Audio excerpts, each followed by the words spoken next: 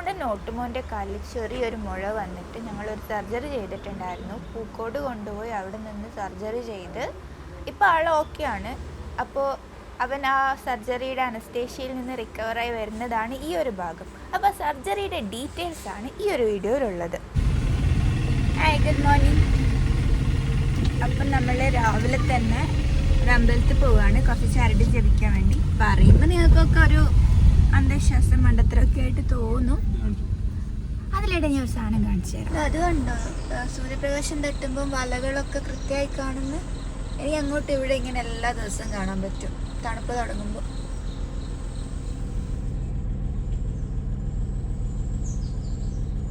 അപ്പം നമ്മൾ ആക്ച്വലി പോകുന്ന പറഞ്ഞല്ലോ ചരട് ജപിച്ചേട്ടാണ്. നോട്ട് മോനൊരു വയ്യായിക. അപ്പം ബ്ലഡ് ടെസ്റ്റൊക്കെ കൊടുത്തിട്ടുണ്ട്. റിപ്പോർട്ട് ഒരു 3-4 ദിവസം കഴിഞ്ഞാലേ കിട്ടുള്ളൂ.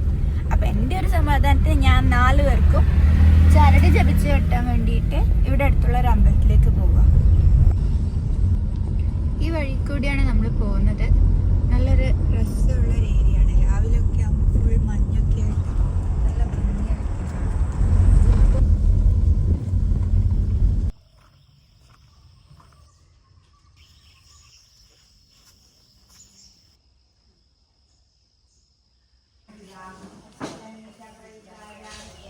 അപ്പോൾ എല്ലാം കിട്ടി. ഞാൻ വിചാരിച്ചു ഡോഗ്സിനെന്ന് പറയുമ്പോൾ അവർ ചിരിക്കുന്നു, പക്ഷെ ഒന്നും ഉണ്ടായില്ല. എല്ലാവർക്കും ഉള്ളത് കിട്ടിയിട്ടുണ്ട്. ഇനി പോയിട്ട് അവർക്ക് വെച്ച് കൊടുക്കും. ഒരു മൈനർ സർജറി ചെയ്യേണ്ടി വന്നു.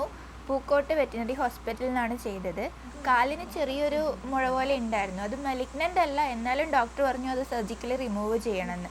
അപ്പോൾ ജനറൽ അനസ്തേഷ്യ കൊടുത്തിട്ടാണ് സർജറി ചെയ്തത്. ആ അനസ്തേഷ്യയിൽ നിന്ന് റിക്കവറായി വരുന്ന ഒരു സ്റ്റേജാണ് നിങ്ങൾ കാണുന്നത്. അപ്പോൾ ഈ ഒരു മൂവ്മെൻറ്റ് കണ്ടിട്ട് ആദ്യം ടെൻഷനായി. പക്ഷേ ഡോക്ടർ പറഞ്ഞു അനസ്തേഷ്യ കഴിഞ്ഞ് കഴിഞ്ഞാൽ അവർ റിക്കവർ ആവാൻ ടൈം എടുക്കും. അപ്പം നാവ് പുറത്തായിരിക്കും.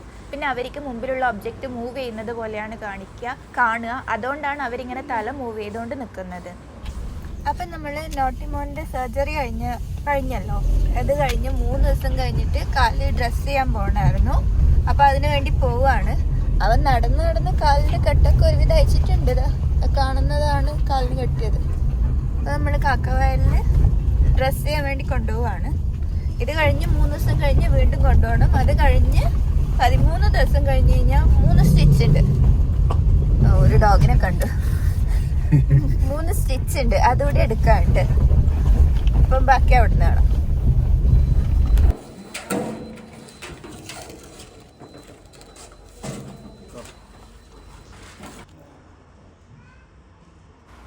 സർജറി കഴിഞ്ഞപ്പോൾ ഡോക്ടർ പറഞ്ഞിട്ടുണ്ടായിരുന്നു പെയിൻ കില്ലേഴ്സിൻ്റെ എഫക്റ്റ് കാരണം കുറച്ച് നേരത്തേക്ക് വേദന അറിയില്ല. പക്ഷേ അത് കഴിഞ്ഞ് കഴിഞ്ഞാൽ ആൾക്ക് നടക്കാനൊക്കെ ബുദ്ധിമുട്ടായിരിക്കും. അപ്പോൾ വേദന കൊണ്ട് സൈഡായിരിക്കാനേ സാധ്യതയുള്ളൂ. അത് പേടിക്കണ്ടാന്ന്. പക്ഷെ ഇത് എന്തൊരു ചെക്കനാണോ എന്തോ, ഓട്ടമേ ഓട്ടം. ആ കാലും വെച്ചിട്ട് അവൻ ഓടുന്നത്. അങ്ങനെ ഒരു സാധനം അവൻ്റെ കാലിലുണ്ടെന്നുള്ളൊരു ബോധം പോലും അവനുണ്ടായിരുന്നില്ല. അപ്പം ബാൻഡേജൊക്കെ അഴിച്ചിട്ട് ചെക്ക് ചെയ്തപ്പോൾ ഡോക്ടർ പറഞ്ഞു മുറിവൊക്കെ ഉണങ്ങിയിട്ടുണ്ട്, കുഴപ്പമില്ല. അപ്പോൾ ഇനി വീണ്ടും ഡ്രസ്സ് ചെയ്യാൻ ഇവിടെ വരണമെന്നില്ല, നമുക്ക് തന്നെ വീട്ടിൽ ചെയ്യാവുന്നതേ ഉള്ളൂ എന്നാണ് പറഞ്ഞത്. പിന്നെ സ്റ്റിച്ച് റിമൂവ് ചെയ്യാൻ വേണ്ടി വന്നാൽ മതി എന്ന് പറഞ്ഞു. അപ്പോൾ നോട്ടിയുടെ സർജറി കഴിഞ്ഞ് 13 ഡേയ്സ് കഴിഞ്ഞു. ഇന്ന് സ്റ്റിച്ച് എടുക്കാൻ വേണ്ടി പോവുകയാണ്. ഇതോടുകൂടെ എല്ലാം കഴിഞ്ഞു. പിന്നെ വെച്ചിട്ടുണ്ടാവില്ല എന്ന് വിചാരിക്കുന്നു. എന്തായാലും പോയി നോക്കാം.